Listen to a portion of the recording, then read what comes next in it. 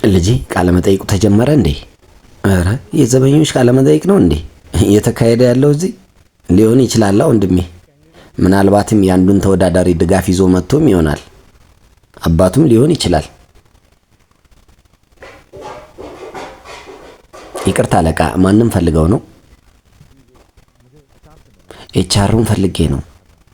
ቀጠሮ ነበረኝ ከሱ ጋር። ጥሩ። ስሙ ማን ነው? ሱዳንሹ ሸርማ። አለቃ ይቀመጡ፣ ጠይቄ ልምጣ። አለቃ ይምጡ፣ እዚህ ጋር ይቀመጡ። ይምጡ።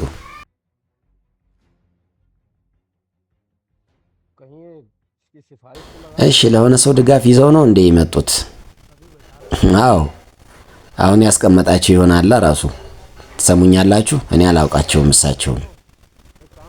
እሺ ስማኝ፣ የሆነ ስራ ልስጣ። ሻይ ይዘህልኝ ና፣ ወፍራም ሻይ። ምንድን ነው የምታደርገው ወንድሜ?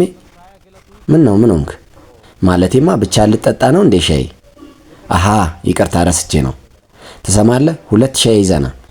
ምን መሰለ፣ ሻይ ከተጠጣ በኋላ የተለየ ጉልበት እናገኛለን። ለቃለ መጠይቁም ይረዳናል። ገባህ አይደል? በሊድ ይመስለኛል ደሞዛቸውን አልተቀበሉም። ለዛ ነው አኮርፎ የተቀመጡት። ስሙ አጎት፣ አንዴ ብቻ እዚህ ስራ ልጀምር እንጂ እኔ ከዛ በኋላማ የእርሶንም ጉዳይ አመቻችሎታለሁ። ለአሁን ግን 2 ቆንጆ ሻይ አፍሉልን። ምን ይመስላል?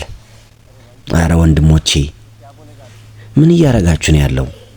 ለጉዳያቸው ነው የመጡት እዚህ። ተዋቸው እንጂ ምን አይነት ብልግና ነው ይሄ? ይሄ እኮ ብልግና አይደለም ጓደኛዬ። አንድን ሰው የሚመጥነውን ስራ ከነገሩት ብልግና አይባልም። ገባህ? እና ታዲያ እኔም እንደዚህ ይመስለኛል። አንተ ራስህ ከዚህ ስራ መደብ ውስጥ እሳቱን አትቀርም። ለዛም ይመስለኛል ከሳቸው ጎን የሆንከው። ይኸውላችሁ ወንድሞቼ፣ እኔ የትኛውም የስራ ዘርፍ ውስጥ ልሆን እናንተን አይመለከትም። እዚህ የመጣነው ለጉዳያችን፣ ወደ ጉዳያችን። እንዲህ አለቃዬ፣ መቼ መጡ? ለምን አልነገሩኝም?